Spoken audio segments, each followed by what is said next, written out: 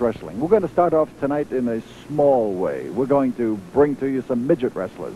Now, that is not really a bad joke. It's not even a joke, because midget wrestlers can be as tough as any individual in the sports world, pound for pound. And that's what the fellows we're going to present to you are. Pound for pound, they are as fine an athlete as the fellow who stands 6 or 7 feet tall. So you just watch these midgets and appreciate them. Up in the ring, Boyd Pierce is ready to introduce this event to you. The next event, ladies and gentlemen, 2 out of 3 falls with a 45-minute time limit for the World Midget Championship. Introducing first, at 99 pounds, the challenger to my left, Hobo Johnson. And across the ring in the white corner, 98 pounds from London, England, the midget champion of the world, Lord Littlebrook.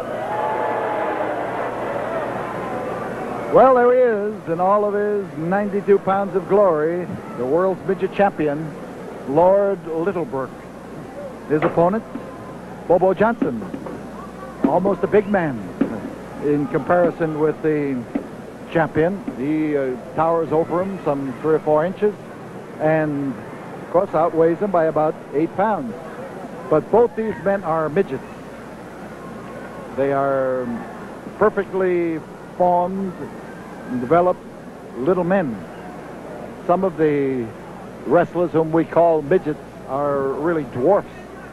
But in this case, Littlebrook and Hobo Johnson rate the term midget. Hobo is shifty and fast, but then Littlebrook has been defending that belt he wore into the ring for a considerable time, and very successfully.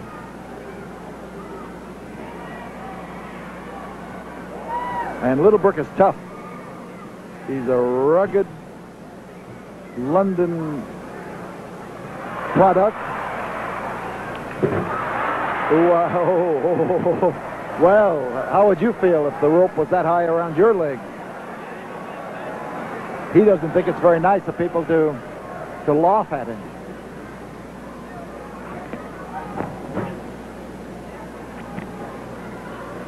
Standing arm lock for Hobo Johnson. And if you could hear "ay, ay, ay" over the television microphone that time, then that was Lord Littlebrook. Don't be trying to adjust your sets. These fellows are small. It's not that the ropes are higher than usual. Hobo, head scissor, well applied. And fans can hear Lord Littlebrook as he denies that he wants to capitulate. Still a head scissor, and Littlebrook came out nicely. You saw him with a fancy move as he bounced his weight backward and then managed to just squeeze his head loose. In this case, the long hair helped. It doesn't help everything, but it helped this case.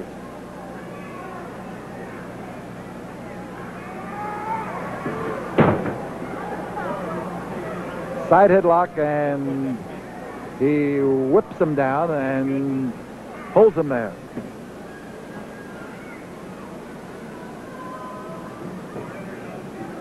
So Hobo with his shoulders close to the canvas.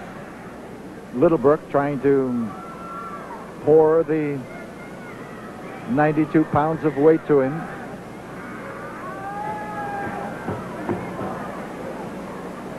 And Hobo again comes up with the arm lock. In this case, again, a Japanese arm lock.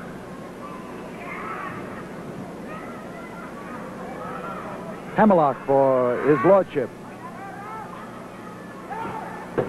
And Littlebrook managed to get the attention of Irish Danny McShane around to the opposite side of the ring and then jerked Hobo by the hair. Trouble for Hobo. You see Hobo kicking that canvas. This is an involuntary reaction you get when something hurts in one place. You manage to make another move. Not that it relieves it. You just get the feeling that maybe it does.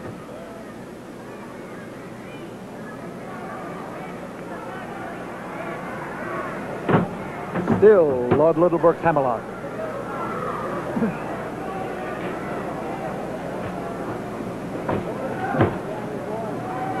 Now it's a arm bar. It's well applied, and Littlebrook is really asserting his superiority in this particular hold, at any rate.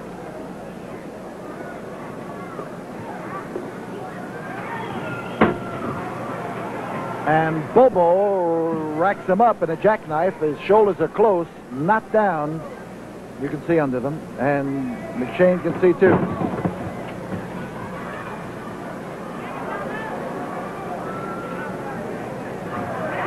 Littlebrook doesn't like some of the suggestions that the fans on the outside of the ring are giving him. Double wrist lock. Now you see.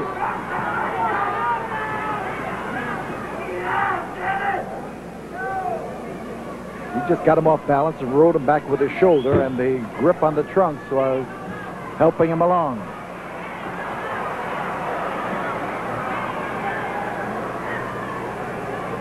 Bobo's ready to fight at the drop of a kick.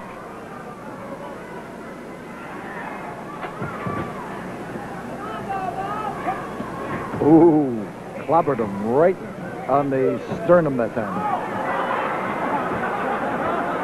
He made a mistake. He brought that leg up to hit him in the head, and Bobo likes it.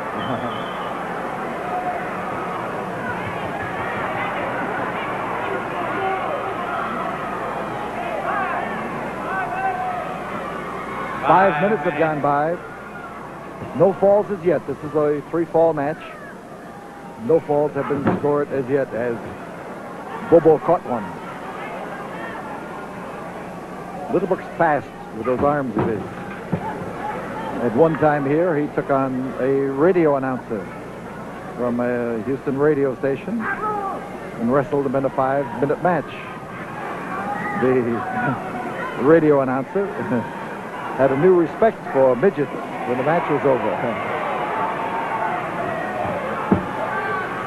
Littlebrook crowds Bobo into the rope and finds that open area.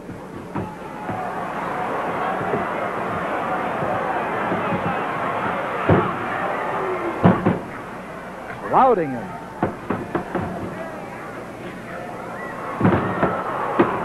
Bobo now getting the command from the fans to give him another one. Oh, he got one. How he got one. A jackknife, and Littlebrook racks him up with a jackknife, and the champion takes the first fall in this 2 out of 3 match. The winner of the first fall, 6 minutes, 10 seconds, the champion, Lord Littlebrook. And we'll be back here in a moment for the second fall of this action from the Sam Houston Coliseum, after he had been avoided by Hobo Johnson and crashed into the turnbuckle. His lordship is a little confused that he can lose a hold like that on Hobo Johnson.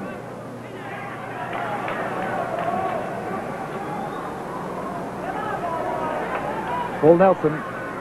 You see Bobo pressing down with his arms because he has the advantage of height. This is a big advantage in this particular grip. And got it. He marshaled the muscles together and worked well.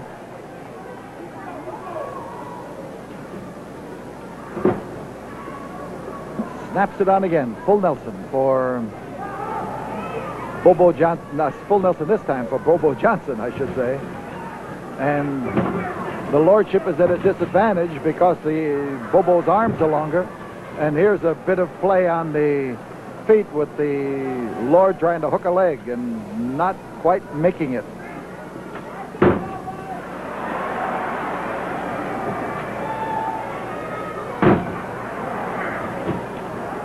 Snaps back.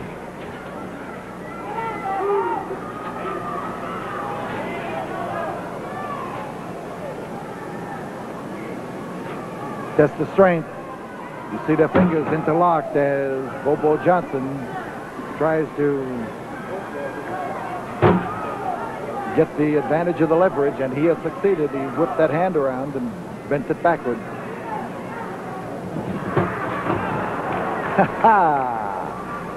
That's using your feet.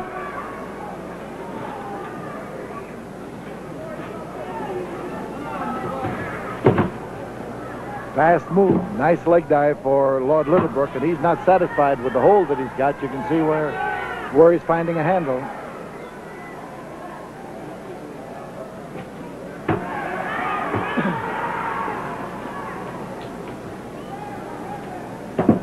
McShane suspects what's happening on the other side, but doesn't get around there in time. Well, he may this time if he can pull some of the hair out of the way.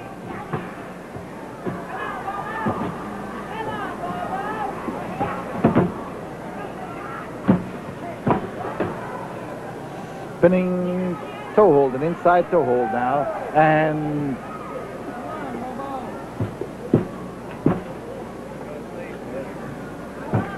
Bobo with his shoulders close, and Littlebrook leans into that foot. There's again the spinning toe hold.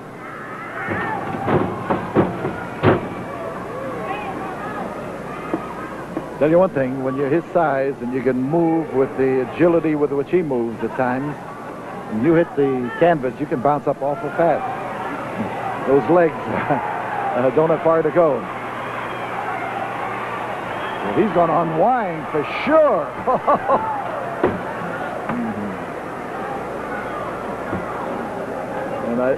And I don't imagine it would be inappropriate to say that that one was right on the whiskers.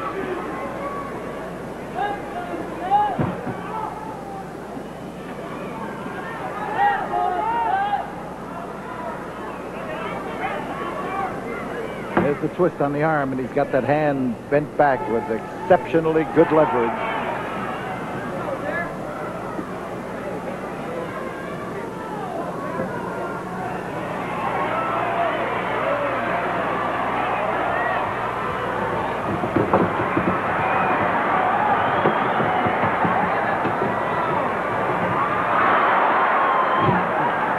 His lordship ran into a problem that time. Bobo was ready for him.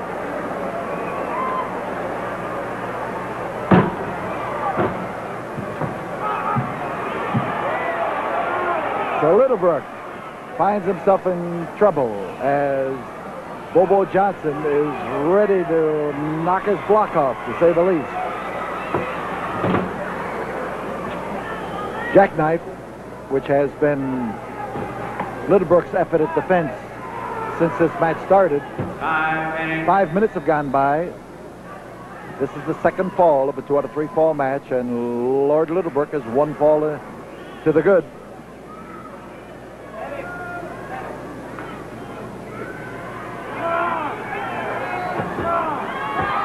You can see the shoulders are close, and Littlebrook on the other side has a handful of those trunks, heisting up on them.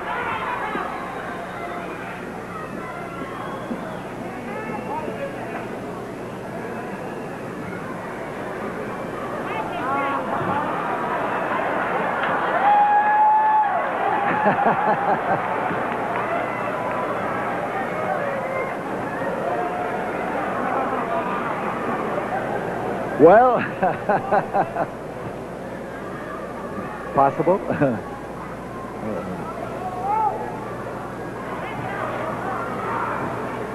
hold is a double wrist lock. Littlebrook trying to keep him off balance. He likes to get him back into the ropes where the referee takes charge and starts to break the hold. And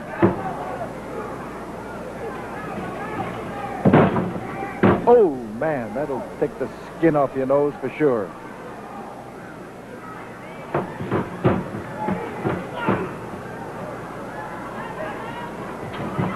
Remember, pound for pound, they hit just as hard. And that's the answer. And Hobo Johnson feels like he's got something going for him right now. He does. Oh, one more, says Bobo, and the fans say one more.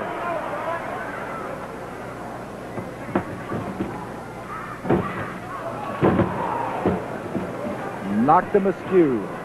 Oh, man, he delivers that well. Top man, Hobo Johnson. There it is.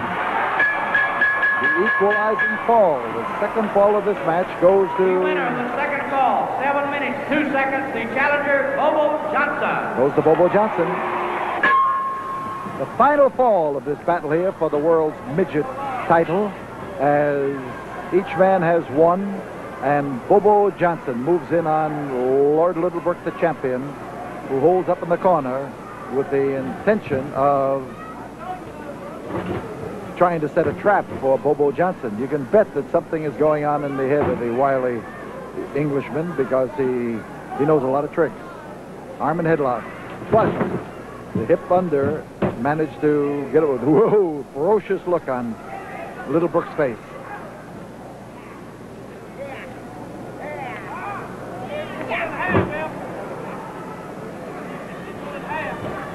Littlebrook trying to set, oh, the nutcracker. He twisted his ankles just around the head, one in one direction, one in the other. And when it happens to you, you feel something like a chiropractor adjusting your neck, except without the effort to make you feel better that a chiropractor uses. Oh, wham, bam, Sam. Top man, Littlebrook, as he kneels on Bobo and starts to work on Bobo's throat. Bobo in trouble. Now the fans start to hit the mat. Bobo leading them, kicking that foot of his. You can see Littlebrook is getting a little annoyed at the support.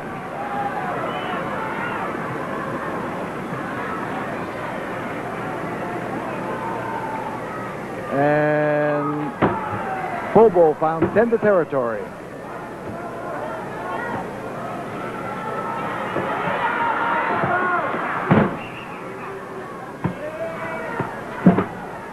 Midgets like these men have wrestled everywhere in the world. Europe, South Africa, South America, Japan, Australia, New Zealand.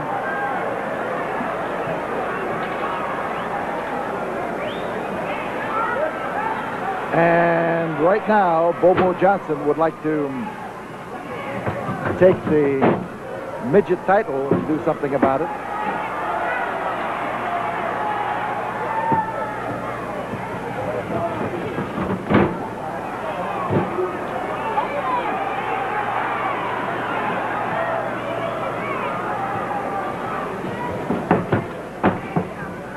Well, he hit him with something, and if I'm not... Yes, he did. He did it again.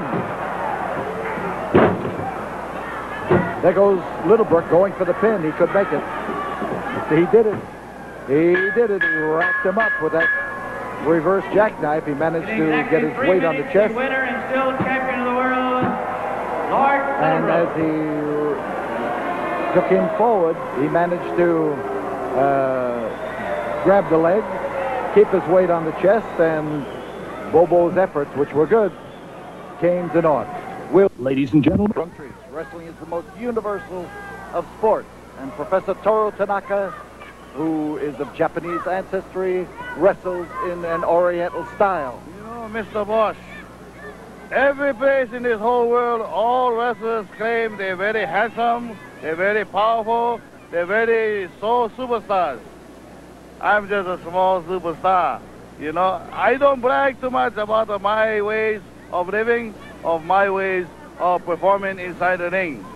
But when I was a young boy, my sensei speak to me, Tanaka-san, when you're inside ring, you give your spirit from within yourself. And that's why I perform inside ring with the devastating legal holds. Always legal holds. Always the legal holds, because small boy time, I learned to be very honorable. But here in the United States, everybody claims that Tanaka is one of the most vicious wrestlers from Japan. But you see, what makes me vicious is my honorable ways. And this is why I am very powerful in my own way. And you are truthful. I am very truthful, Mr. Bosch. I don't do nothing that would, ridicule me. Now, many fans sit in crowd and say, you know, they're very tough man. They like attack wrestlers. Many times I prove myself to these stupid fans try to attack us, they lie themselves in hospital. You know, Truthful. Yes, truthfully. I try to be very nice to everybody, but when Tanaka come provoked, then Tanaka must act. Arigato. So you have heard him from Japan, Toru Tanaka. The womanly art of self-defense. Let's lump a few oddballs together and tell you something about them. Let's talk about peeping toms. Well, it's one thing for me to tell you that the thing that you should do is to pull your drapes, because if I say that, you're going to say, what does this guy think I am, some kind of a nut?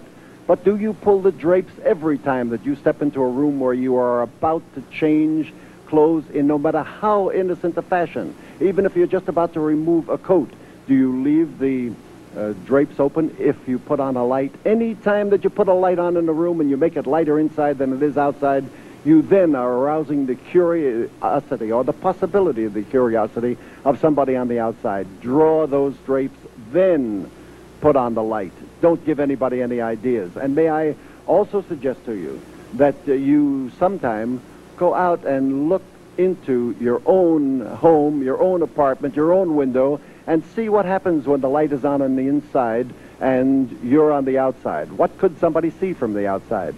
It might shock you. Let's talk about telephone calls.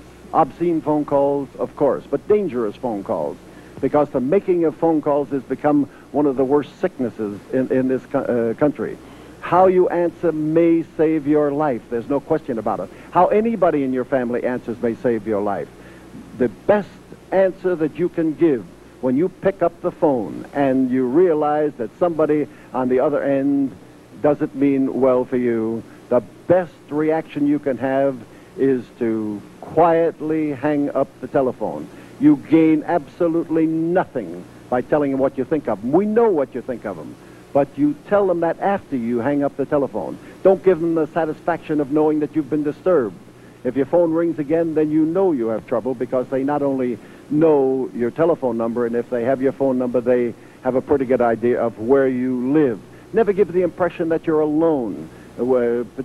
Be sure that your family understands this, that your child doesn't pick up the phone. Somebody asks for your daddy, they say, well, my daddy's out of town. He won't be back till next Tuesday. Be sure that you don't say things like that. Be sure that the babysitter who might sit with your children has been well schooled in what to do if there is any kind of a phone call that could lead to possible danger.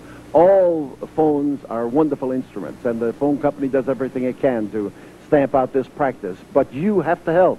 It's how you react on your end of that telephone, whether you are going to discourage the individual who's calling you or not.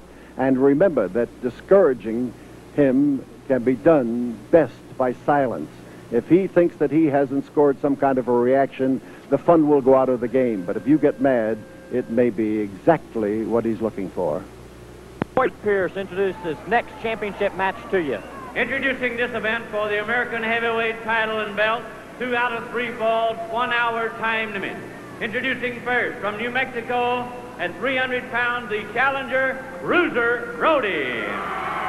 And across the ring from Singapore, 270 pounds, American heavyweight title holder, the Spoiler, your referee, Bronco Lubitsch. So there you have it, the introduction for this U.S. American heavyweight title and championship match. It's the American belt being handed to timekeeper Mike Williams. Bronco Lubitsch will be your referee for this all-important title match. My name is Peter Burkholz. I'll be giving you the blow-by-blow description. It's a big must-win situation for both men, but it's for especially Bruiser Brody, who is ranked as #1 contender for world heavyweight title, and he knows the Spoiler would like nothing better than to knock him off that top ranking. Bruiser's also after that American heavyweight belt, a belt that he has held in the past and held with a great deal of pride. It's also a belt that becomes an additional bargaining chip to him in his future negotiations for another world title match. But two big men. Big because Bruiser Brody is around 6'4", 6'5", and he weighs 300 pounds, and the Spoiler is just as tall and tips the scales at nearly 275 pounds. It's going to be a big battle between two big men, so stay where you're at. It's 2 out of 3 falls. And the spoiler wastes little time whatsoever trying to work over this big Bruiser Brody.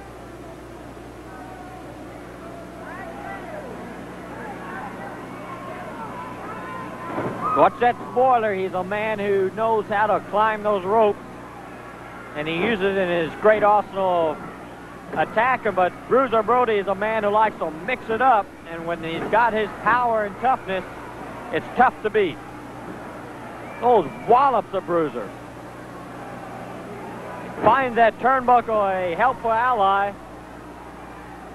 Remember, this is for the U.S. American Heavyweight title and belt. You're not going to see very many wrestling holds between these two big men. They take a great deal of pride in their rough and tough styles.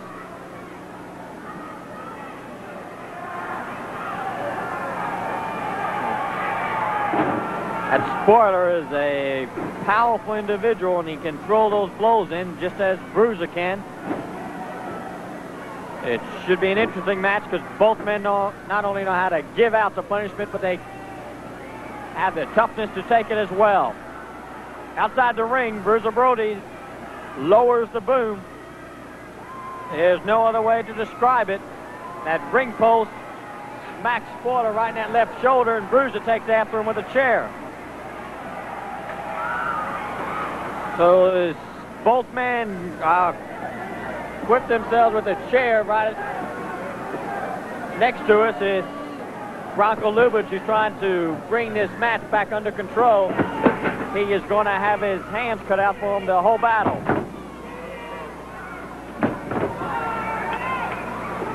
Now as the battle over the chair commences, you see Bruiser, Bronco, and Spoiler, each one got their grip. Look at that strong upper body of Bruiser. As he tries to bring that chair down on top of Spoiler. And now he lets a crash above Spoiler. And it's right above us as Bruiser Brody's putting those big boots right to the Spoiler, who is still dazed from that chair.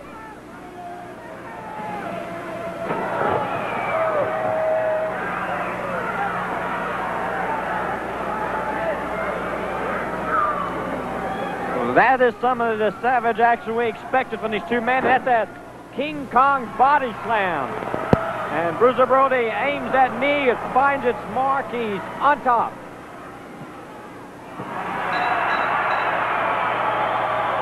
And Bruiser Brody, the winner of the first fall. 3 minutes, 22 seconds, the challenger, Bruiser Brody. So the bell sounds starting the second fall of this championship match. Bruiser Brody won the first fall, and during the 2-minute rest period, fans here saw Bruiser Brody impatiently pacing the ring, and the Spoiler becomes deeply concerned. His back is against the wall. He is in a position he didn't want to be in, and that's one fall down to this big Bruiser. He goes for that claw, and Bruiser was able to catch it in midair. Whether Bruiser can be able to fight off the claw, you can see how close he actually came to Bruiser's head.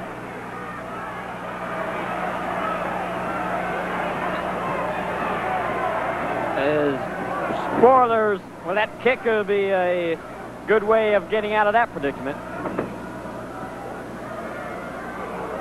Right above us, you can hear the gasp when Spoiler grabbed Bruiser's throat.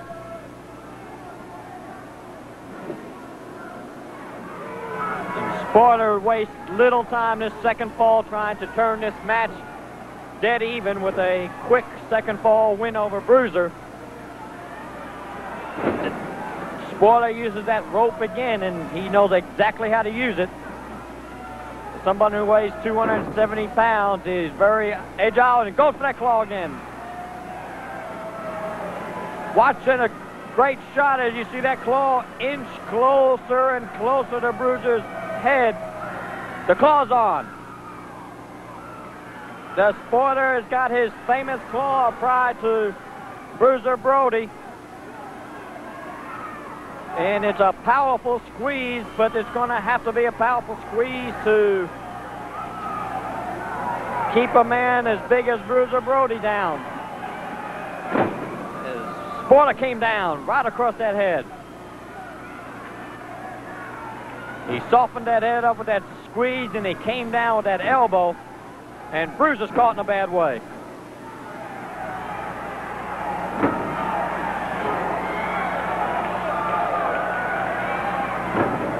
Bruiser desperately trying to fight back, and he was able to block that claw. That's the last thing he wants right now, is that claw slapped on him again.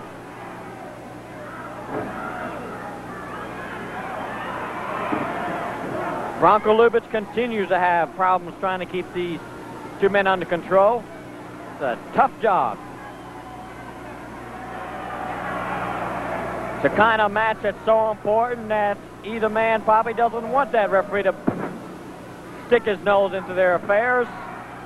They feel they're tough enough and rugged enough to work themselves out of any trouble they get themselves into.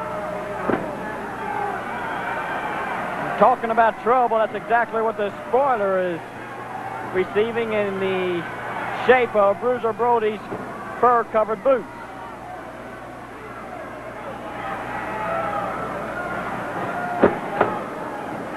Bruiser going for it. Well, he's going for the clincher. It could have meant the American title, but now Spoiler has got the break he needs. A tough break for Bruiser, who seemed to be within just seconds of victory just now. Notice the Spoiler using that knee. We've got it. The Spoiler took advantage of the Bruiser Brody miss. 3 minutes, 42 seconds, the American champion, the Spoiler. So the Spoiler, the American champion, wins the equalizing fall. So this is it, the third and final fall of this U.S. American Championship match. The American champion, the Spoiler, the man in the mask, won the second fall. The challenger, the big and powerful Bruiser Brody, took the first fall with his King Kong body slam. But this is for all the marbles. The U.S. American Championship belt.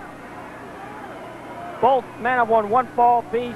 It all rides on the outcome of this fall. Spoiler, perched on that top turnbuckle, comes down.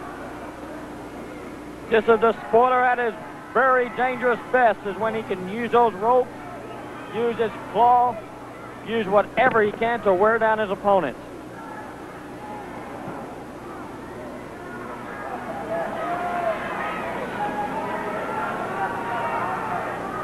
The Spoiler want to capitalize on the dazed Bruiser Brody, goes right outside the ring to join him.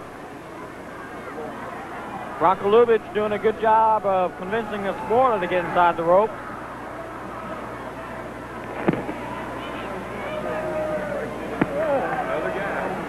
Now keep in mind, Bruiser Brody is allowed a 20 count while he's outside the ring, provided the referee is able to give him clear access inside the ring, which is something Lubitz hasn't been able to do. So we've got the mic and the mic cord wrapped around Spoiler's neck. Bronco Lubitz trying to break the hold, and Bruiser Brody is flirting with a disqualification here in the third fall.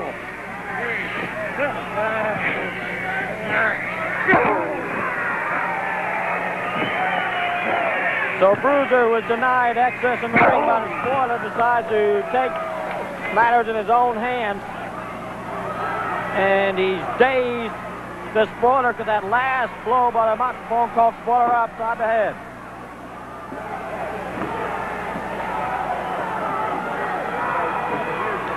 And Bruiser now, as he starts to aim those wallops and those kicks of his,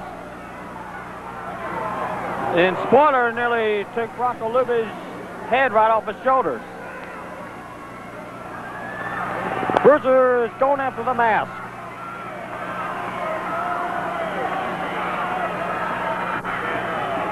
You can see as he's trying to untie it, his Spoiler has got that mask laced up tightly. He's got it over the chin. It's a good shot as Bruiser tries to work that mask off the Spoiler, and the Spoiler prides the possession of that mask almost as much as the possession of the U.S. American belt. Bruiser's aware of this, but he wasn't aware that the spoiler was setting him up. That spoiler uses those ropes to add that extra weight coming down. And now the spoiler is displaying the ability and toughness that has enabled him to hold on to this U.S. American belt for so long. The claw. But the Bruiser was able to see it coming.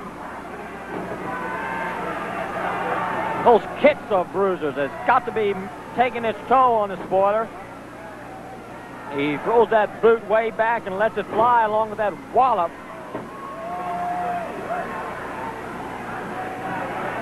And Bruiser Brody bearing down on the spoiler, ignoring Bronco Lubitsch's count. It's been that kind of match, all three falls.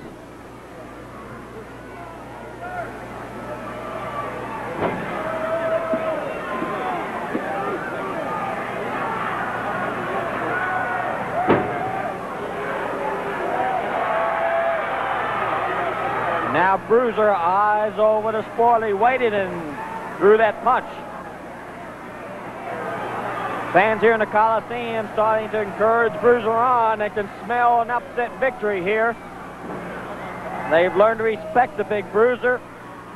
He's a man who's a winner, and he does exactly what he says he's going to do in the ring. And then he says, when I go in there to win, I win.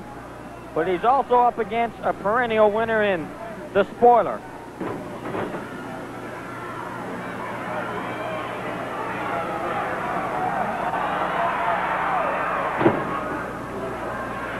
Notice how these men reach back with everything they've got when they throw these wallops.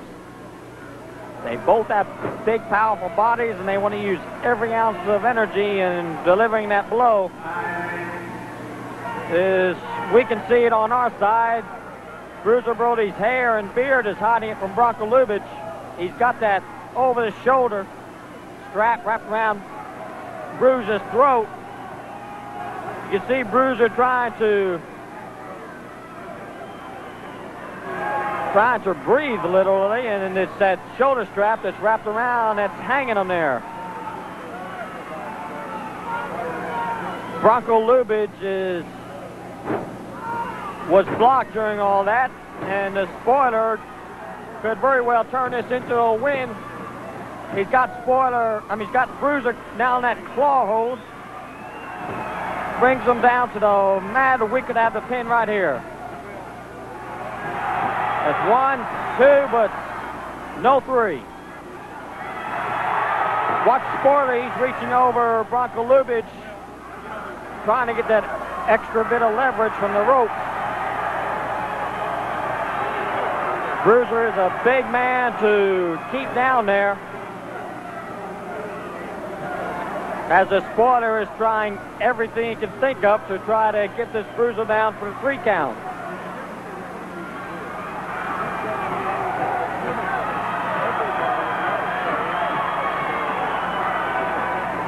Spoiler has got a powerful claw, and it's taken its effect on Bruiser, who now gives signs of a revitalization of that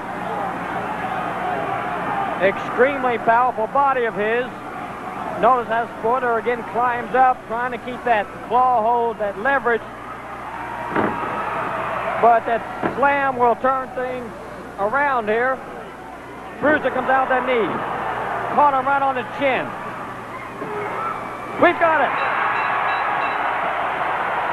We've got a new U.S. American champion. 7 minutes, 5 seconds to the 3rd ball. The new American heavyweight champion, Bruiser Brody. The crowd here at the Coliseum goes wild. Bruiser Brody has upset the spoiler for the U.S. American heavyweight title.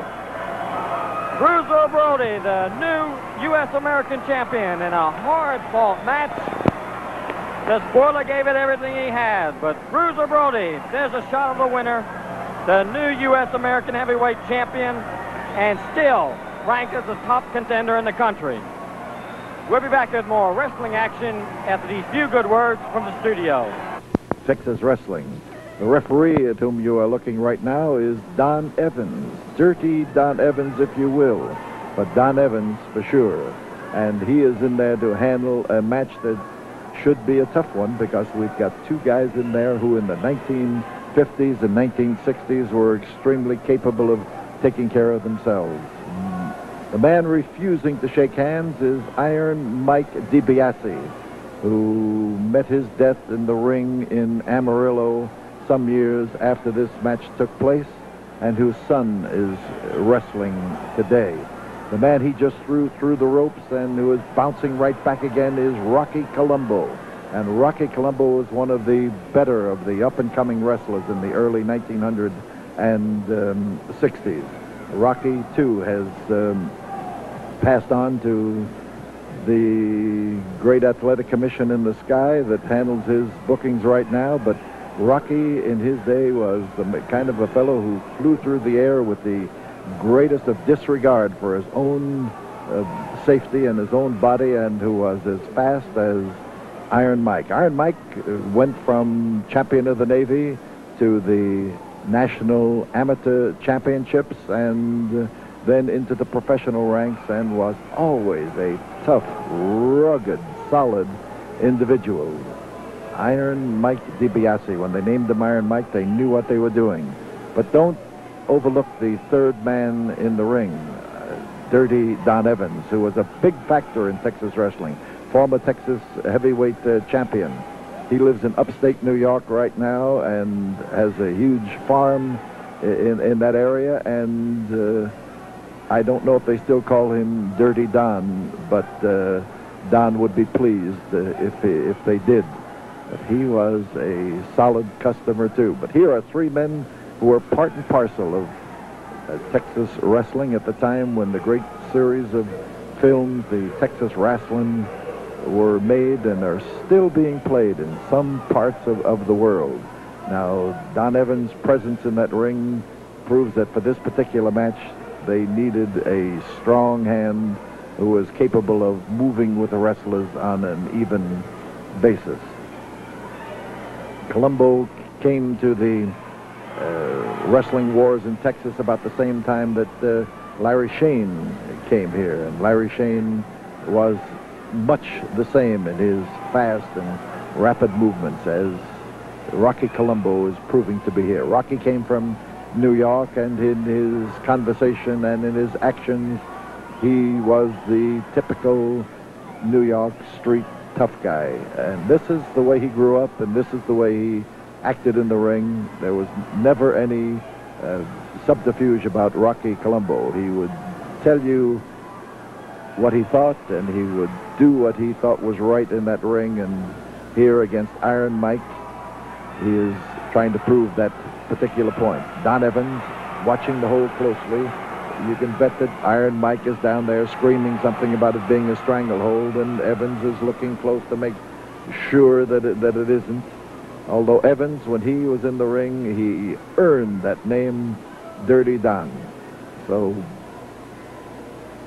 on top is Iron Mike, and I thought I noticed a lot of well, look at the difference in the count, and you'll see that Iron Mike is getting a little faster count. Somebody's objecting on the outside of the ring, and we do not have the camera on him. Now, if this was made today, and I told our director, Ed Worthington, to shift the camera outside the ring, he would do it in an instant. As a matter of fact, he wouldn't have to be told. But in the days of Texas wrestling films, things were just a little bit different. They didn't have as many cameras around, but they did have fine wrestlers, and we are trying to keep their memory alive by showing you some of the action that took place. And right now, Don Evans is part of that action, and with Rocky Columbo on top, something is happening that should happen. The referee should be counting Iron Mike down, and we're going to have to leave you here with the nostalgia of never having known exactly what took place, because we have just a limited time for you to dream about the good old days of wrestling. And that you will be looking forward to the next hour we have on the air, and that you will tell your friends about it, and that you'll urge them to tune in for our blend of the unusual, our blend of nostalgia, our blend of things that happened just recently. But above all, we hope a blend of something that pleases you and brings you back again. So we say right now, so long, everybody.